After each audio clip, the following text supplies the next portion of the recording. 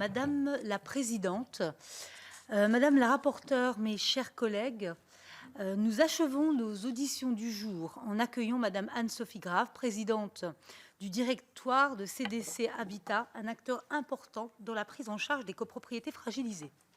En premier lieu, j'aimerais que vous nous indiquiez comment et pourquoi CDC Habitat a été amené à s'impliquer dans ce domaine, car la copropriété n'était pas dans votre cœur de métier, puis que vous nous présentiez le bilan que vous pouvez faire aujourd'hui de l'action du groupe que vous présidez dans ce secteur. Combien d'interventions avez-vous réalisées? Quelles sont leurs typologies et leurs effets? Quels outils sont mis en œuvre aujourd'hui par CDC Habitat? Son action a-t-elle des spécificités par rapport à d'autres acteurs? Enfin, sur cette partie de bilan, identifiez-vous des difficultés particulières? Auriez-vous besoin d'outils supplémentaires que notre commission pourrait promouvoir? CDC Habitat a la particularité d'être une filiale de la Banque des Territoires et donc du groupe Caisse des Dépôts. Ce positionnement vous donne-t-il une facilité supplémentaire pour accéder à des financements? À votre avis, est-ce que le modèle de financement des opérations de redressement des copropriétés est efficace? L'articulation entre les subventions, leur préfinancement et les prêts qui peuvent être octroyés se fait-elle de manière suffisamment rapide et fluide? À ce sujet, est-ce que le plan initiative copropriété ou les ORCOD parviennent à créer une synergie suffisante entre les acteurs? Enfin, il y a d'autres questions, ce n'est pas vrai. Pouvez-vous faire une comparaison avec les opérations de copropriété de petite taille réalisées dans le cadre d'Action Cœur de Ville ou de Petites Villes de demain au profit de copropriété? Est-ce que le rôle et les outils déployés par CDC Habitat sont les mêmes que dans les grandes opérations? Peut-il y avoir des enseignements croisés? Pour porter une partie de son action, CDC Habitat a mis en place depuis 2018 CDC Action Copropriété. Quel bilan tirez-vous des activités de cette filiale? De nombreuses personnes auditionnées ont fait état de l'utilité du portage immobilier dans des opérations de réhabilitation qui peuvent s'étendre sur des périodes supérieures à 10 ans. Selon vous, quels sont les obstacles principaux à l'efficacité du portage immobilier sur ces copropriétés dégradées? Est-ce une pratique à systématiser ou faut-il n'y recourir que dans des scénarios bien précis? Il nous serait également utile de vous entendre sur la question du relogement des habitants. L'impossibilité de relogement ou d'hébergement peut mettre à mal la bonne conduite d'une opération de réhabilitation ou de recyclage, avec des coûts supplémentaires liés à la contrainte du temps et la poursuite de la détérioration du bâti. CDC Habitat est l'un des rares acteurs à être à chaque bout de la chaîne, intervenant sur le bâti d'une part et étant bailleur d'autre part. Comment abordez-vous ce sujet justement? Enfin, notre commission d'enquête s'intéresse au rôle des syndics. Quelles sont vos relations avec les syndics en place dans les copropriétés où vous intervenez? CDC Habitat envisage-t-il de devenir syndic d'intérêt collectif à la suite de la publication le 9 avril dernier de la loi sur l'habitat dégradé? Par ailleurs, CDC Habitat a-t-il mis en place un dispositif qui prépare ses locataires à devenir copropriétaires alors que ce changement de statut ne s'improvise pas? CDC Habitat a-t-il également défini son rôle comme syndic social dans les copropriétés mixtes qu'il gère? Avant de vous laisser la parole pour répondre à ces multiples questions, il me revient de vous indiquer que cette audition est diffusée en direct et en différé sur le site internet du Sénat et qu'un compte-rendu sera publié. Je dois également vous rappeler qu'un faux témoignage devant notre commission d'enquête serait passible des peines prévues aux articles 434-13, 434-14, 434-15 du Code pénal, qui peuvent aller de 3 à 7 ans d'emprisonnement et de 45 000 € à 100 000 € d'amende. Je vous invite donc à prêter serment de dire toute la vérité, rien que la vérité, à lever la main droite et à dire « je le jure ». Je le jure. Je vous remercie et vous avez maintenant la parole. Bien, merci Madame la Présidente. Donc, je vais reprendre, je dirais, vos différentes questions. Donc, la première, était effectivement pourquoi finalement CDC Habitat a décidé d'intervenir dans le cadre notamment du plan initiative CoPro. Donc, nous l'avons décidé en 2019. Alors, je rappelle que CDC Habitat, nous nous définissons comme un opérateur global de l'habitat d'intérêt public, c'est-à-dire que nous intervenons sur toute la chaîne du logement, depuis le très social, avec notre filiale Adoma, le logement locatif social, le logement locatif intermédiaire, mais aussi nous avons vocation à accompagner des projets plus complexes. Alors ça peut être des projets de restructuration urbaine, de renouvellement urbain. Et donc, voilà, dans, je dirais, cette approche qui est la nôtre d'opérateur global, et c'est vrai que quand le plan initiative copropriété a été lancé, il y avait très peu d'opérateurs, hein, en fait, je dirais, qui pouvaient répondre, je dirais, à ce plan. Et donc, notre groupe a décidé d'y aller et a décidé pour cela, effectivement, de structurer une équipe pour y aller, puisque, comme vous l'avez dit, nous n'étions pas précédemment, effectivement, intervenant sur les copropriétés dégradées. Nous avions aussi, je dirais, dans le cadre du groupe, nous étions quand même beaucoup intervenus dans le cadre du renouvellement urbain, dans le cadre de l'ANRU 1, hein, puis l'ANRU 2. Et c'est vrai qu'on avait pu aussi voir la différence entre une intervention d'un bailleur social dans le cadre de l'ANRU et puis les copropriétés dégradées qui, je dirais, malheureusement, n'avaient pas toujours pu être traitées dans le cadre de l'ANRU. Donc voilà, dans une approche, là encore, globale, je dirais, 2 quartiers de renouvellement urbain, il nous a paru important d'y aller. Donc, comment effectivement se déroulent un peu je dirais, nos interventions? Nous sommes d'abord sollicités la plupart du temps par je dirais, des collectivités qui sont confrontées à ces problèmes de copropriété dégradée. Ça peut être aussi, je dirais, par l'État, la préfecture, le préfet qui peut nous solliciter, ou encore je dirais, les 2 grands intervenants que sont soit l'ANA, soit l'ANRU, puisqu'effectivement, au fil là, des années, on a tissé des relations, je dirais, étroites avec ces deux agences et qui, de ce fait, peuvent aussi je dirais, nous mettre en relation avec une collectivité pour je dirais, travailler ensemble à un redressement d'une copropriété. Donc nous, quand on intervient, effectivement, aujourd'hui, on intervient un peu de 2 façons, c'est-à-dire dans un premier temps, une sorte de diagnostic qu'on peut faire. Donc on apporte, je dirais, de l'expertise à la collectivité sur les montages possibles, en fait, pour mettre en œuvre le redressement d'une copropriété dégradée.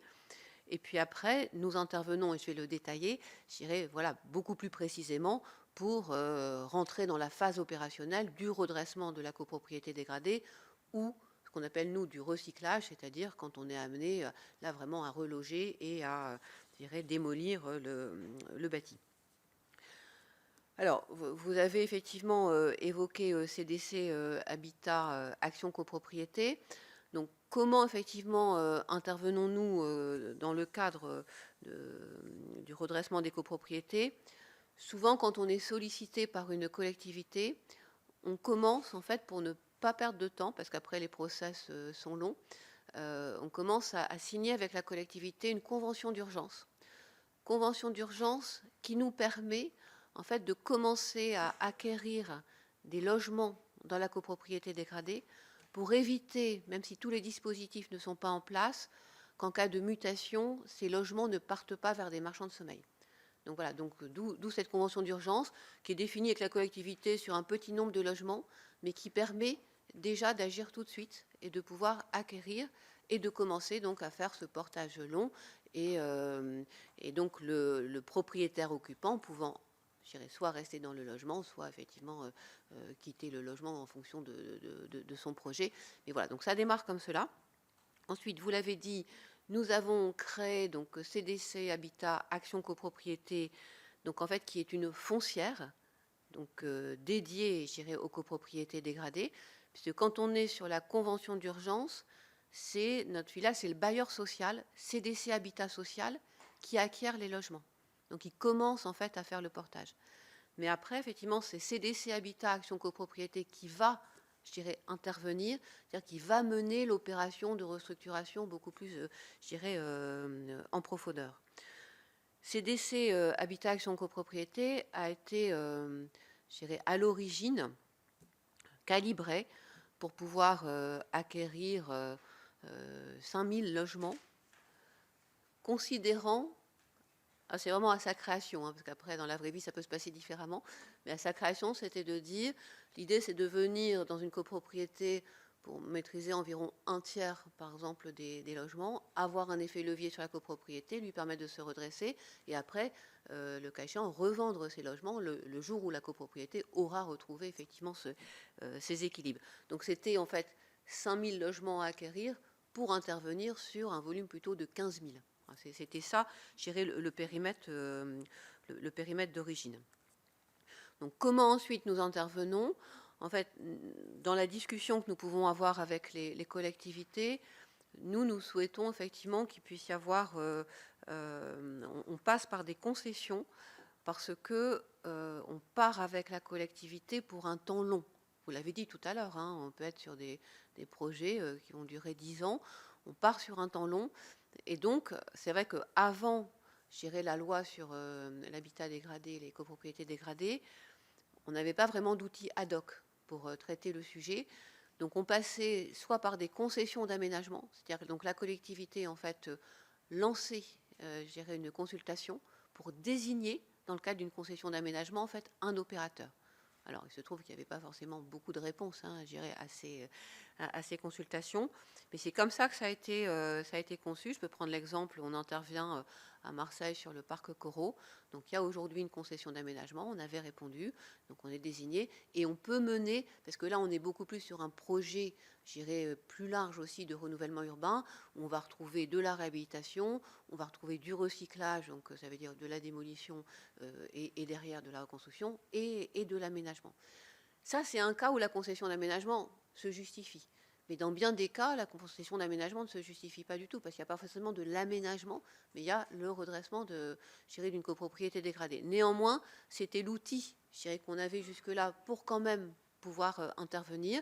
Et donc maintenant, avec la concession spécifique, en fait, faite pour traiter les copropriétés dégradées, nous pourrons, enfin c'est-à-dire que c'est les collectivités plutôt qui vont mettre en œuvre en fait ces concessions, et nous répondrons en fait à ces consultations.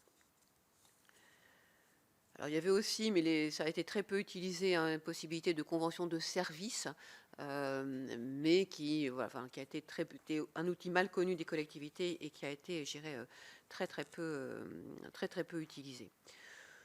Donc aujourd'hui, effectivement, je dirais en termes de... alors, c'est encore un peu tôt peut-être pour avoir un réel bilan, mais je dirais plutôt le bilan à date. Donc le bilan à date, nous intervenons aujourd'hui sur 29, non une trentaine de sites. Donc dans lesquels, donc selon l'avancement du projet, on va être soit au niveau de la convention d'urgence, soit au niveau de la concession d'aménagement. À ce jour, alors, on va dire à fin 2023, nous avions 3 concessions d'aménagement. Donc sur Marseille, Saint-Étienne-du-Rouvray et à Épinay-sur-Seine.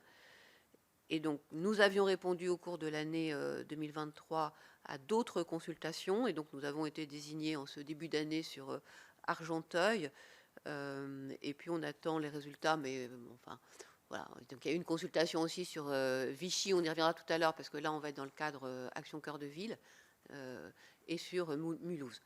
C'est vrai que nos interventions se font quand même majoritairement plutôt dans les sites qui avaient été labellisés par le programme Initiative CoPro.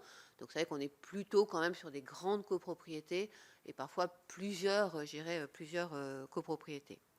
On intervient aussi, puisque j'ai vu que l'EPFIF nous précédait, je dirais, dans l'audition.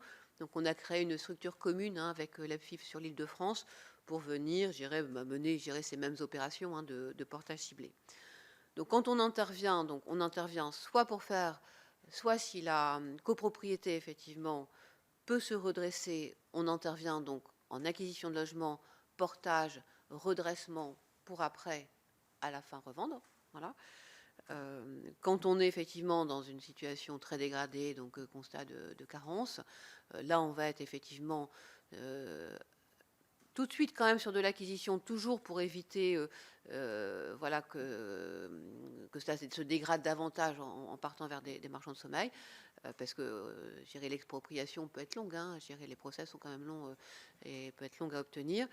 Donc on intervient immédiatement effectivement sur l'acquisition, mais de ce fait le relogement, là, Et ensuite, effectivement, on mène à bien le projet qui ensuite s'assimile à, je dirais, un projet de rénovation urbaine, je dirais, qu'on maîtrise bien. Donc aujourd'hui, ces outils, je dirais, fonctionnent plutôt bien. C'est-à-dire aujourd'hui, on avance, même si, je dirais, c'est des process longs, mais je dirais, vous demandiez un peu notre sentiment. Aujourd'hui, on avance.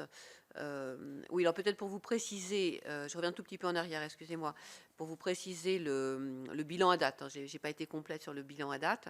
Donc aujourd'hui, c'est donc une trentaine, je dirais, d'opérations. Et ça représente, aujourd'hui, donc on s'est engagé dans ces conventions à acquérir un peu plus de 2000 logements.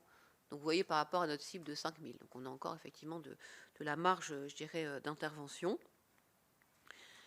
Et en termes d'engagement pour, je dirais, notre groupe, donc engagement, ça correspond là aussi aux concessions gagnées, conventions signées, ça représente 280 millions d'euros aujourd'hui.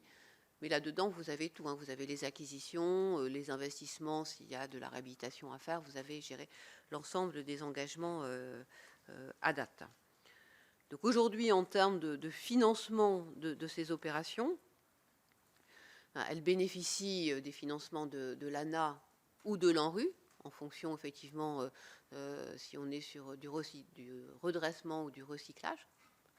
Il y a une répartition qui s'est faite entre l'ANA et l'ANRU. Une participation des collectivités, puisque effectivement, même si on assimile ça à des concessions d'aménagement, ce sont des concessions qui, par nature d'intervention, sont déficitaires. Donc de ce fait, la collectivité, effectivement, est sollicitée, je dirais, pour contribuer au financement. Et nous-mêmes, en fait, la rémunération de notre intervention, en fait, consiste, je dirais, à la prise en charge des frais que nous avons, c'est-à-dire notamment les moyens humains qu'on peut mettre, je dirais, pour mener ces opérations, mais ça peut être aussi des frais de sécurisation, parce que par exemple, quand on est sur un bâtiment qu'on va vider, eh bien voilà, il faut sécuriser. Ça peut être des travaux d'urgence, voilà, ça peut être tout type de travaux qui vont rentrer en fait, je dirais, dans nos interventions. Donc certains évidemment financés par ANA ou ANRU, et puis d'autres non, et notamment les moyens, je dirais, qu'on peut porter nous-mêmes. Ce qui fait que les collectivités, puisque effectivement vous vous interrogez aussi un peu sur quels peuvent être les freins aujourd'hui finalement aux interventions. C'est vrai que pour les collectivités, nous on considère que le reste à charge pour la collectivité est assez élevé quand même, puisque sur une opération de redressement, ce reste à charge peut se situer entre 20 000 et 40 000 euros au logement. Donc vous voyez, ça fait quand même vite des montants importants.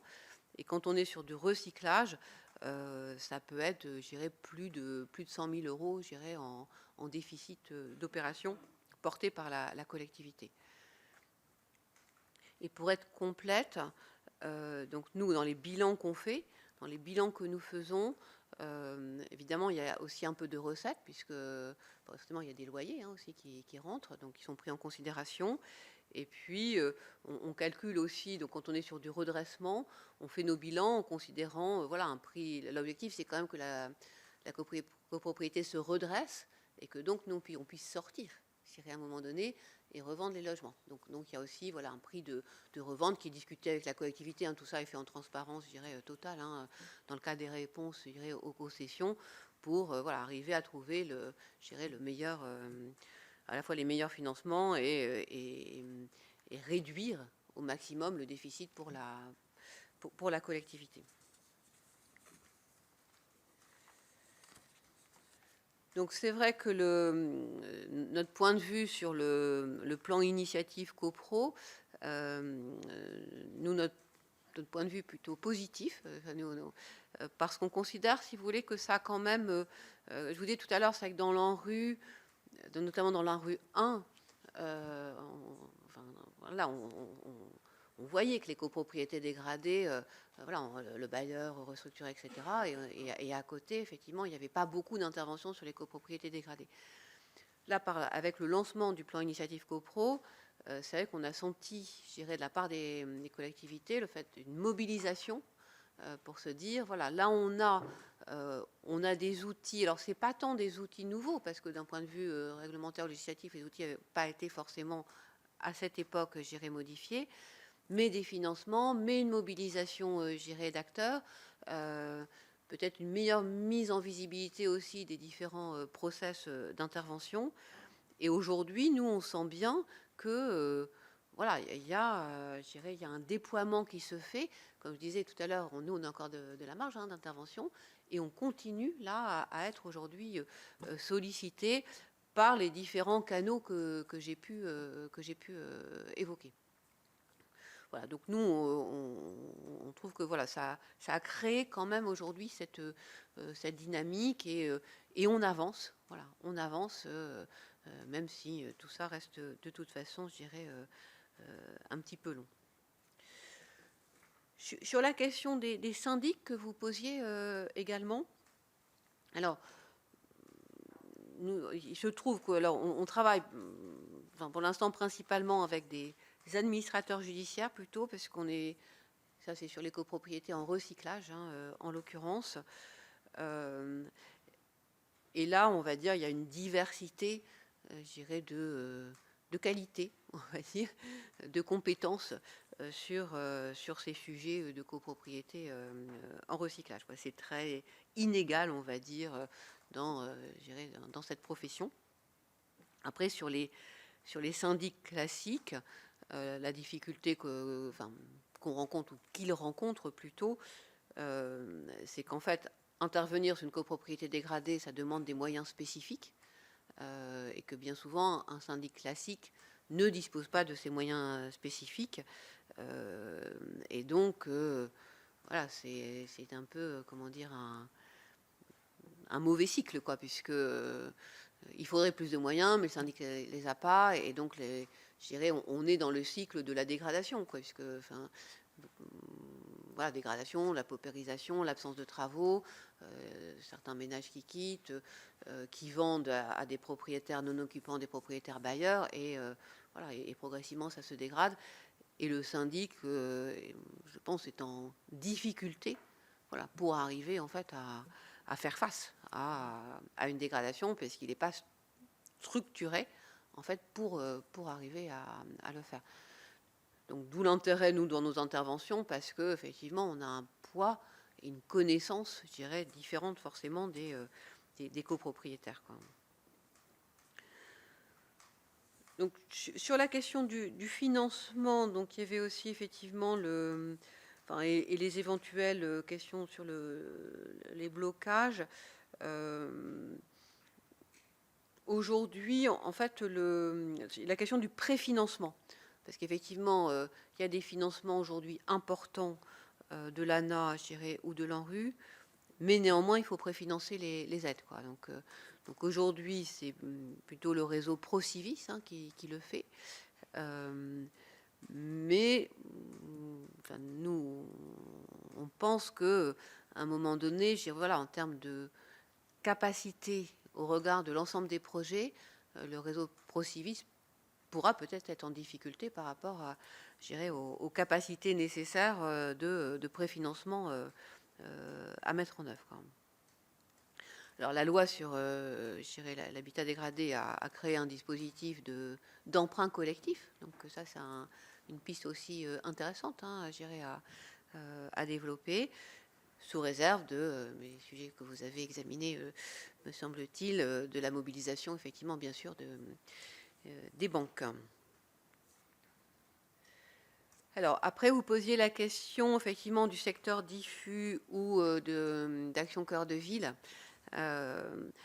Donc, comme je l'ai dit tout à l'heure, c'est vrai que nous, quand on parle de secteur diffus, pour vous, le secteur diffus, je pense qu'il est plutôt dans les petites copropriétés. Et nous, secteur diffus, c'est aussi quand on est, parfois on est dans des grands quartiers, vous savez, il y a plusieurs copropriétés, et donc on intervient sur plusieurs copropriétés, et dans nos conventions d'urgence, ça peut être 10 logements, ça peut être 20 logements, ça peut être 30 logements. Donc, pour nous, en termes de gestion, on appelle ça aussi intervenir en diffus, parce que, voilà, on va intervenir, je dirais, ponctuellement sur, je dirais, un certain nombre de copropriétés, mais dans un même quartier. Mais je pense que c'est pas ça que vous cibliez, enfin, parce que là, c'est les grandes copropriétés, et j'ai l'impression que vous cibliez plutôt les petites copropriétés. Donc là, nous, on intervient aujourd'hui beaucoup moins. On est vraiment, effectivement, sur les grandes copropriétés. Néanmoins, j'ai 2 exemples pour montrer qu'on peut intervenir quand même dans des petites copropriétés, mais c'est pas ce qu'on fait, je dirais, de manière... c'est pas ce qu'on fait en majeur. Voilà, c'est plus sur un mode mineur. Là, on a répondu à une concession d'aménagement sur Vichy. Et on a répondu en groupement d'ailleurs avec un promoteur, parce que dans la concession d'aménagement, il y avait vraiment l'intervention sur l'habitat dégradé du cœur de ville. Ils sont en action cœur de ville. Et puis, il y avait le développement, mais ça, c'est pour le promoteur privé, je dirais, alors c'est pas une ZAC, mais enfin de logement privé par ailleurs, quoi. Et donc, nous, on va intervenir effectivement sur le périmètre cœur de ville, sur l'habitat, je dirais, ancien dégradé. Premier exemple. Et deuxième exemple, c'est à Gonesse, donc là en Île-de-France. Voilà, on a toute une rue en fait là aussi d'habitat ancien dégradé où on va venir aussi intervenir. C'est plutôt l'exception, je dirais, dans nos 30 sites que j'ai évoqués tout à l'heure. Alors Vichy n'était pas compté dans les 30 puisqu'on est normalement devrait officiellement le savoir jeudi, mais bon. Donc pour l'instant on le compte pas. Voilà. En tout cas on a répondu, mais on le compte pas. Mais Gonesse, voilà. Donc Gonesse, on va intervenir sur cet habitat ancien dégradé. C'est vrai que l'expertise qu'on a développée aujourd'hui, on l'a beaucoup plus développée sur, parce que c'était votre question tout à l'heure, pourquoi on y est allé. C'est vrai qu'on y est allé parce qu'il y avait, on disait, il y a une politique publique. Notre rôle, c'est d'accompagner des grandes politiques publiques, et donc on s'est structuré pour faire cela. Et on commence un petit peu, voilà, à être sollicité sur d'autres types d'habitats. J'ai en tête aussi Mantes-la-Jolie, sur lequel bon, ils sont en train de lancer une consultation, et on a un peu ce même sujet. C'est souvent, voilà, de l'habitat dégradé de centre-ville, même s'il y a des grands quartiers en rue ailleurs, mais le cœur de ville est géré en habitat dégradé. Voilà, mais ça reste alors comment dire, pour le qualifier, parce que c'est quand même des interventions très importantes, assez complexes, parce que c'est beaucoup plus de l'artisanat en fait, et de la dentelle, puisque c'est des petites unités, et donc les modes d'intervention sont forcément différents, quoi.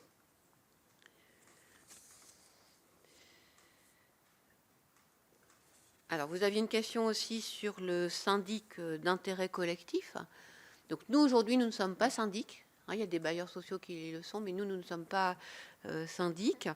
Alors, nous avons vu avec, je dirais, intérêt cette proposition, enfin, c'est plus une proposition maintenant parce que ça a été voté.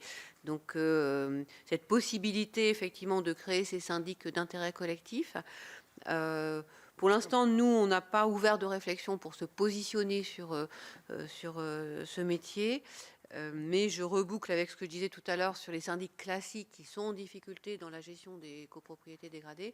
Effectivement, ce type de syndic, ça coûte plus cher, et donc ça supposera aussi que, voilà, on trouve les moyens en fait pour que ces syndics d'intérêt collectif puissent fonctionner, je dirais, correctement, quoi.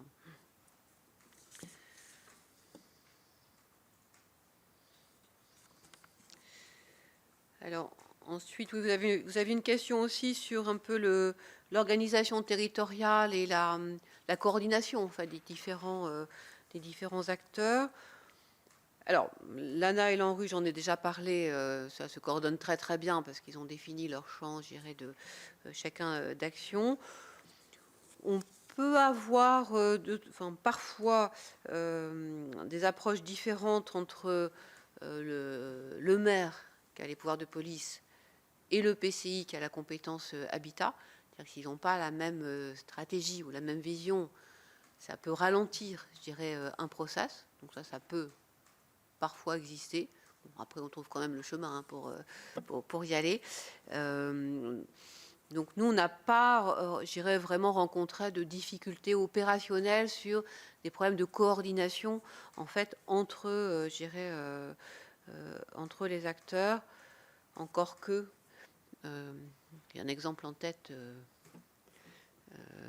Encore que ça peut quand même exister. Si, ça peut quand même exister dans certaines métropoles.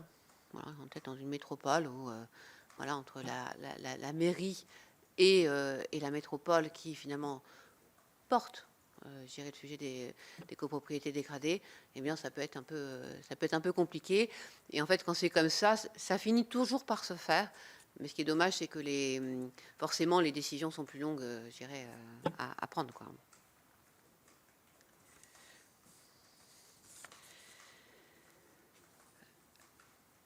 Alors, sur la loi, donc, sur l'habitat dégradé, nous, on trouve que ça amène quand même, voilà, des outils intéressants pour notre action.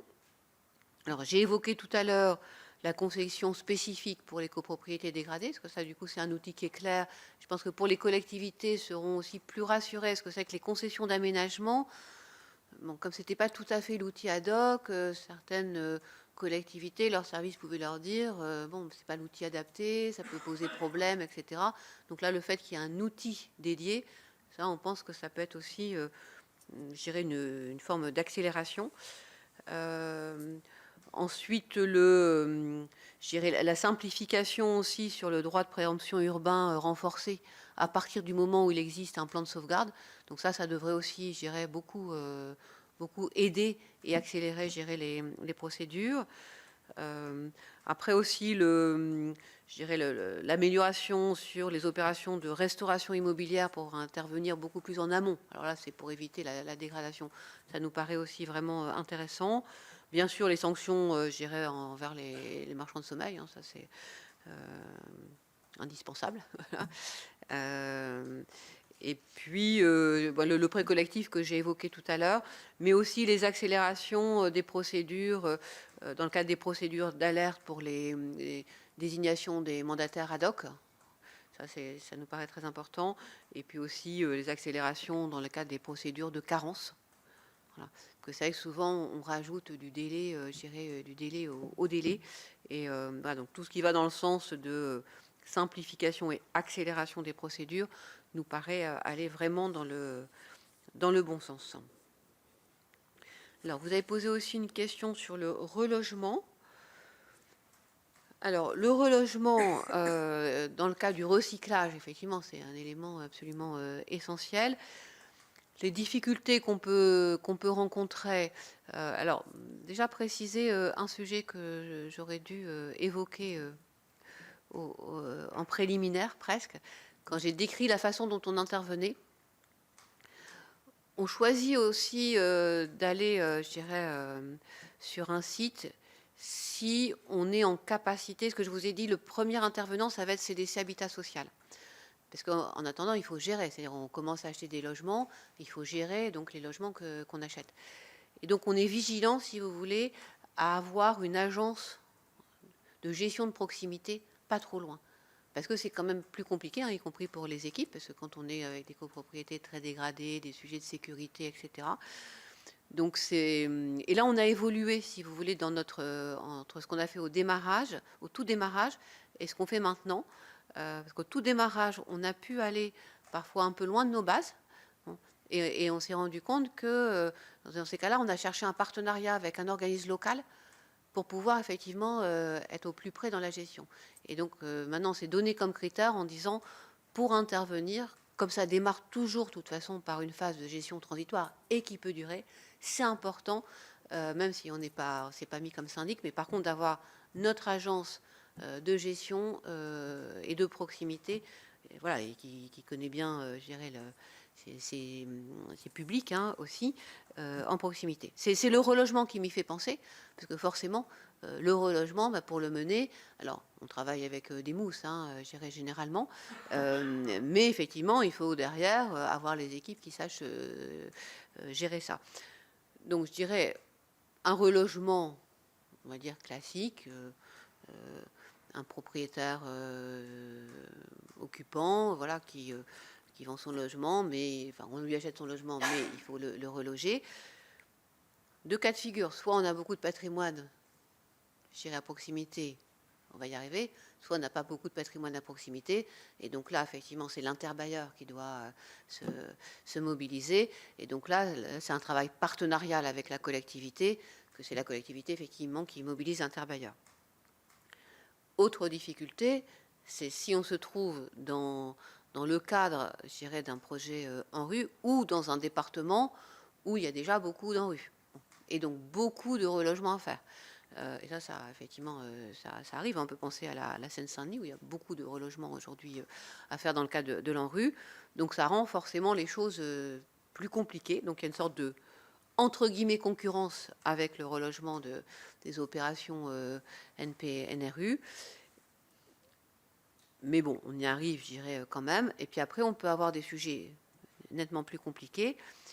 C'est quand on a des situations administratives, enfin, des situations irrégulières, où là, c'est très compliqué, puisque la personne ne sera pas éligible au logement social, et donc il faut trouver d'autres types de solutions, voire de l'hébergement d'urgence, hein, si nécessaire. Donc voilà, donc c'est plutôt... Quand on est sur des situations qu'on connaît bien, parce qu'on l'a fait, je dirais, nos équipes sont très très rodées, je dirais, au renouvellement urbain et donc au relogement, c'est des choses qu'on maîtrise bien. Mais là, voilà, c'est plus compliqué, soit quand il y a déjà pas mal de relogements dans le cas de l'ANRU, ou quand on est dans des situations où la situation administrative de l'occupant, notamment on peut penser quand il y a eu des marchands de sommeil et qu'on se retrouve voilà, à devoir reloger je dirais plusieurs ménages, là on peut se retrouver avec des situations administratives difficiles à traiter, donc il faut travailler avec les services de la préfecture sur ces sujets-là. Après, voilà, donc j'ai évoqué aussi l'hébergement d'urgence ou des logements transitoires qui pourraient être effectivement développés pour permettre de traiter, en fait, parce qu'au plus on met de temps à reloger, c'est sûr que, je vais vous donner un témoignage extrêmement personnel, mais qui m'avait frappé, moi, la première fois que j'étais allée voilà, sur un site sur lequel on intervient, qui était le Parc Oro à Marseille. Il y avait une tour qui était vide parce qu'elle avait été évacuée. Je m'étais dit, si on était bailleur social, elle serait démolie depuis longtemps, puisque en projet en rue, quand c'est vide, on démolit. Mais là, il fallait effectivement passer par le constat de carence, l'expropriation, avoir la maîtrise effectivement de droit de préemption, de la maîtrise foncière intégrale, avant de pouvoir démolir. Et c'est vrai que pour les habitants du quartier, il y a de l'espoir quand ça commence à bouger, et on se dit, là, on va mettre 3 à 4 ans, là où on aurait mis, je dirais, 18 mois peut-être. Voilà. Donc voilà, donc tous les dispositifs là, qu'on a évoqués, qui permettent d'accélérer, pour nous, on les trouve très, très, très, très bienvenus. Donc des solutions aussi voilà, transitoires, des solutions d'hébergement temporaire, peuvent être aussi des bonnes solutions pour permettre d'accélérer et de ramener de l'espoir, ce qui pour moi est très important. Voilà, donc j'ai fait un premier balayage, peut-être pas complètement exhaustif, mais me semble-t-il. Un balayage très complet. Merci beaucoup, Madame la Présidente. Je vais donner la parole à Marianne Margaté. Oui, merci pour cette présentation très complète. Vous avez dit tout à l'heure que votre intervention sur les petites copropriétés était mineure et que ça exigeait de faire de la dentelle. Est-ce que vous pensez développer vos missions malgré tout dans cet axe-là, ou pour vous ça ne restera en tout cas que mineur, une fonction mineure de vos missions? Et si vous souhaitez si vous pensez le développer, à quelles conditions, qu'est-ce que ça exigerait pour CDC Habitat que de se positionner davantage sur les petites copropriétés? À quelles conditions la réussite serait là? Oui. Alors c'est vrai que là où on a répondu, c'est qu'on avait déjà soit un partenariat important avec la collectivité, donc une présence, et donc en disant, voilà, dans le cadre d'un travail qu'on fait voilà, au quotidien avec une collectivité qui a ce sujet-là, forcément on est sollicité par la collectivité en disant, mais voilà, on va lancer une consultation, voilà, on souhaiterait que vous puissiez répondre. bon, dans ces cas-là, effectivement, on dit bon, on va regarder, etc. Après, en fait, si vous voulez, c'est que c'est un peu en termes de mobilisation de moyens humains, parce que en fait, c'est une succession de petites opérations. Et donc, comment dire, par rapport au nombre de logements qu'on va traiter, ça mobilise beaucoup plus de personnes en fait au logement traité. Et quelque part, donc ça demande des moyens plus importants. Et donc des capacités aussi chez nous, hein, d'équipes plus importantes. Donc c'est vrai que donc on n'a pas prévu pour l'instant de le développer de manière, je dirais, plus massive ou majeure. Et on le fera plutôt, voilà, dans le cadre de partenariats qu'on peut déjà avec des collectivités, parce qu'on est présent sur leur commune, et qui nous disent, bah voilà, on compte sur vous quand même pour répondre. Et donc forcément, on se dit, on s'inscrit sur un. Nous, on est, vous l'avez rappelé tout à l'heure, on est dans la Banque des territoires, on est partenaire dans la durée des collectivités, et donc on se sent un peu, comment dire, oui, voilà, on se dit, bah oui, il faut qu'on y aille, quoi. Voilà, nous paraît normal d'y aller. Donc ça serait plutôt, si vous voulez, dans ce cadre-là.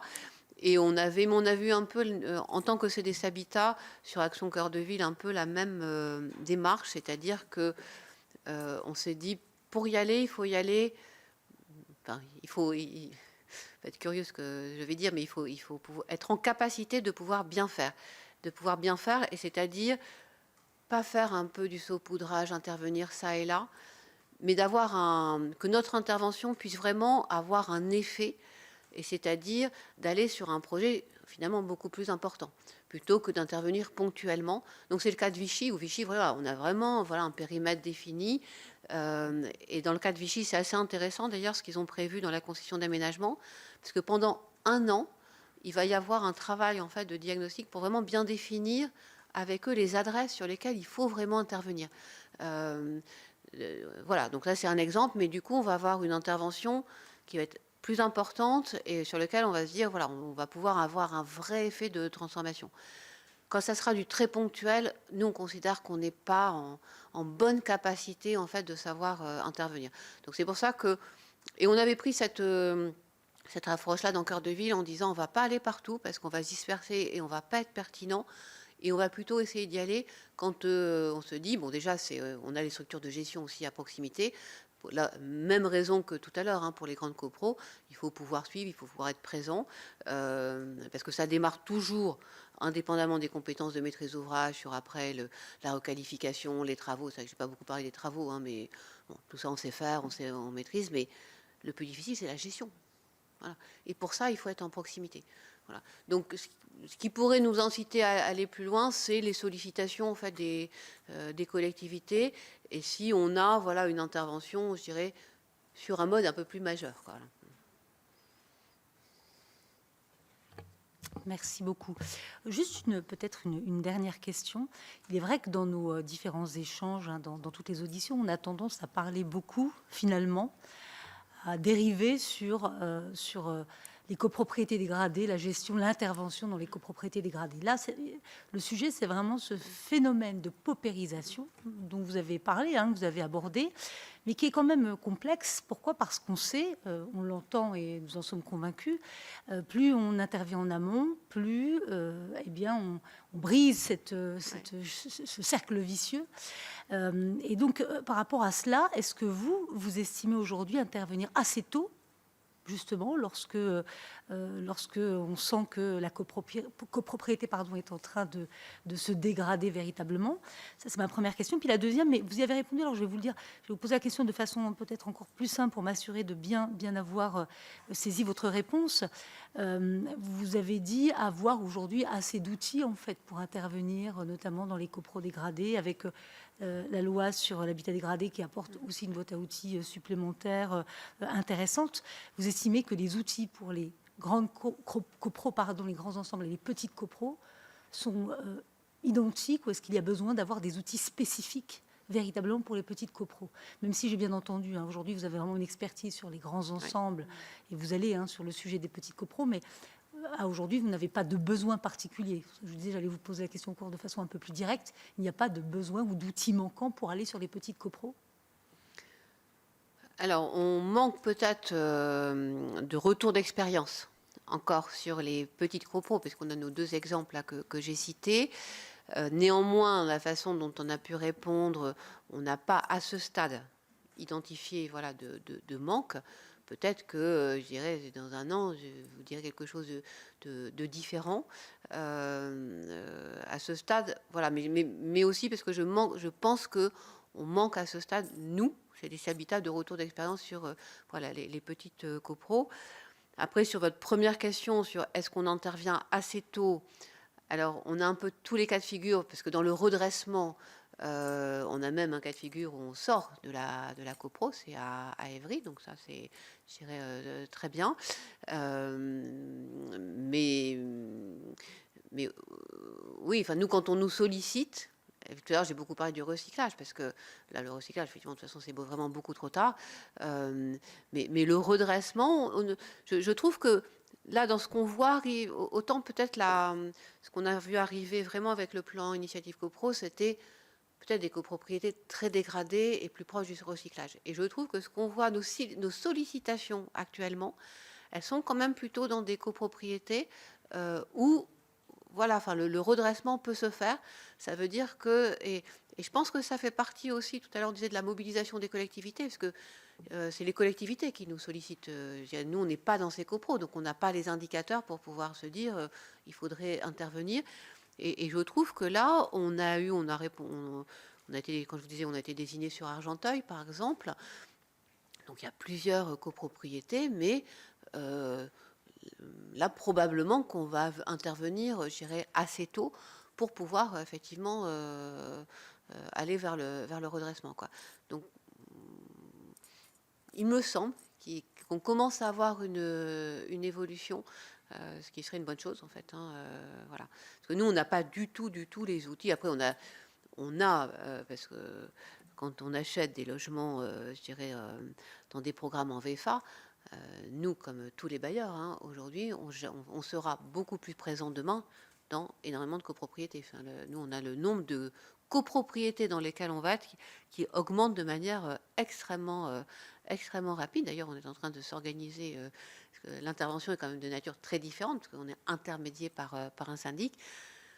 D'une autre façon, ça sécurise aussi ces copropriétés-là, je dirais, à terme. Enfin, quand il y a un intervenant, je dirais, bailleur dans la copropriété, quoi. Mais sinon, voilà, pour les anciennes copropriétés, on n'est pas présent et on n'a pas d'indicateur pour savoir voilà, comment elles se comportent. Merci beaucoup. Alors, s'il n'y a pas d'autres questions, nous reste en tout cas à vous remercier, Madame la Présidente, pour votre disponibilité, pour vos contributions. Cette commission d'enquête prendra fin le 31 juillet. Et donc, d'ici là, nous serons ravis de produire un rapport voilà, sur le sujet qui nous importait aujourd'hui. Merci encore. Merci également.